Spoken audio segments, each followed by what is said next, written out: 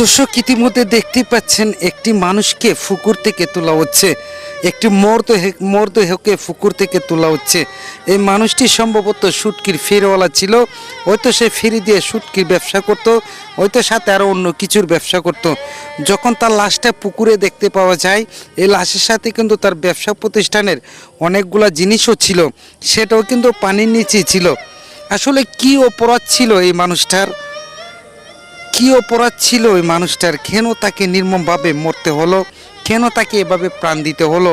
অনেকেই বলছে হয়তো দুর্ঘটনাবশত সে মারা গেছে পানিতে পড়ে, আবার অনেকেই ভাবছে যে একটা মানুষ এত সব মাল সহ পানিতে কিভাবে যাবে, হয়তো তাকে নির্মমভাবে কেউ হত্যা করেছে, হত্যার পর তাকে পুকুরের ভিতরে চুবিয়ে রেখেছে।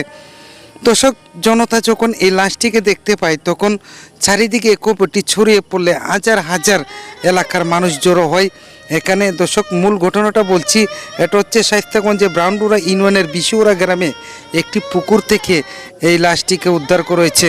কিন্তু এখন পর্যন্ত তার কোনো পরিচয় পাওয়া যায়নি, তার বাড়ি কোথায়, কিংবা কোথা থেকে এসেছিল, কিভাবে সে এখানে এলো। এই জিনিসটির জন্য কিন্তু সোশ্যাল মিডিয়ায় তার ছবিগুলো প্রচুর ভাইরাল হয়েছে। যদি তার ছবিটা একটু স্ক্রিনে দেওয়া হলো, যদি চিনেন তাহলে অবশ্যই তার পরিবারে খবরটা পৌঁছিয়ে দিবেন। দর্শক, আপনাদেরকে সাথে থেকে আমি সরাসরি দেখানোর চেষ্টা করছি, সাথে থাকুন, ওনার চেহারাটা দেখুন, ওনার পরিচয়টা একটু চেনার চেষ্টা করুন। দর্শক, আমি আবারও বলছি, শায়েস্তাগঞ্জ ব্রাউনডুরা ইউনিয়নের বিশাউরা গ্রামের একটি পুকুর থেকে এই শুটকি ব্যবসায়ীকে উদ্ধার করেছে জনতা এবং পুলিশ প্রশাসন। এখন পর্যন্ত তার কোনো আত্মীয় স্বজন কিংবা তার পরিচয় পাওয়া যায়নি। সেই সূত্রে আপনি নিউজটা একটু শেয়ার করে দিতে পারেন যেন তার পরিচয়টা খুঁজে পাওয়া যায়। যদি তাকে আপনি চিনে থাকেন তাহলে অবশ্যই তার পরিবারের সাথে যোগাযোগ করার চেষ্টা করবেন।